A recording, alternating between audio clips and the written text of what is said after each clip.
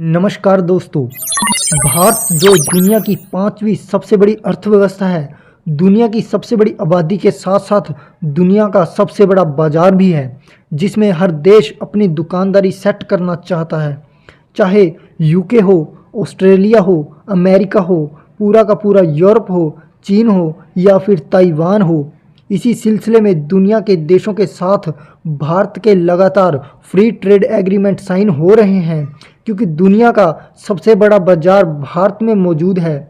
समय के साथ साथ भारत जैसे जैसे तरक्की कर रहा है, भारत के नौजवान, भारत की आबादी नई नई टेक्नोलॉजी को, नए नए गैजेट्स को इस्तेमाल कर रहे हैं, जिसे देखकर सारे देश भारत की ओर अट्रैक्ट हो रहे हैं, निवेश कर रहे हैं और भारत में अपने उद्योग स्थापित कर रहे हैं। इसी कड़ी में अब नया नाम जुड़ गया है ताइवान का।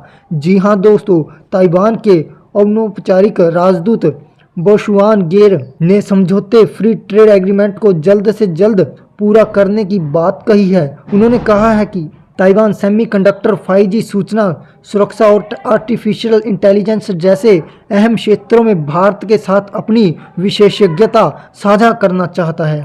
आपको बता दूं कि ताइवान के प्रतिनिधि ने कहा कि ताइवान भारत सहित समान विचारधारा वाले व्यापारिक भागीदारों के साथ सक्रिय रूप से FTA का पीछा कर रहा है और नियम आधारित अंतर्राष्ट्रीय व्यवस्था का समर्थन करने और ताइपे के ध्यान की पुष्टि करता है, क्योंकि ऐसा करने से दोनों देशों के बीच व्यापारिक और निवेश के सभी अवरोध हट जाएंगे और एक लचीली सप्लाई चेन स्थापित हो जाएगी।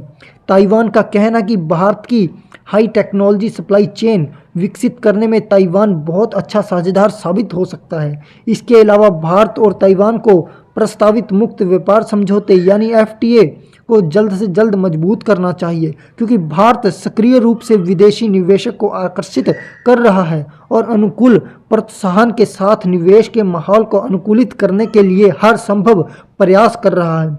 ये ताइवान की कंपनियों को उत्पादन आधारित स्थापित करने, भारत में निर्माणित उत्पादनों को दुनिया को बेचने और भारत को वैश्विक निर्माण केंद्र में बदलने में मदद करेगा। वैसे तो भारत के ताइवान के साथ औपचारिक राजनयिक संबंध नहीं है, लेकिन दोनों पक्षों के बीच व्यापारिक और लोगों के बीच संबंध अच्छे हैं।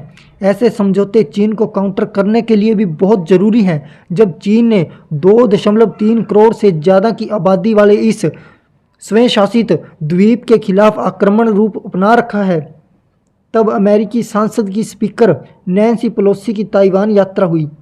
तब से चीन ताइवान के खिलाफ सैन्य आक्रमण दिखा रहा है। मैं आपको बता दूं कि ताइवान दुनिया भर में सेमीकंडक्टर का प्रमुख उत्पादक देश है और कुछ ताइवान कंपनियों ने इलेक्ट्रॉनिक क्षेत्र के लिए 76,000 करोड़ रुपए की भारत की उत्पादन से जुड़ी प्रोत्साहन योजना में दिलचस्पी दिखाई है। इसीलिए ताइवान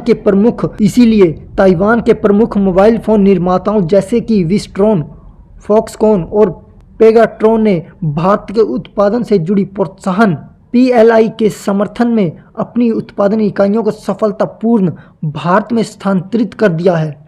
चीन के साथ पूर्वी लद्दाख सीमा विवाद के बाद भारत को ताइपे के साथ नई दिल्ली के संबंधों को और उच्चतम और उन्नत करने पर जोर देना चाहिए, खासकर व्यापार और निवेश क्षेत्रों में।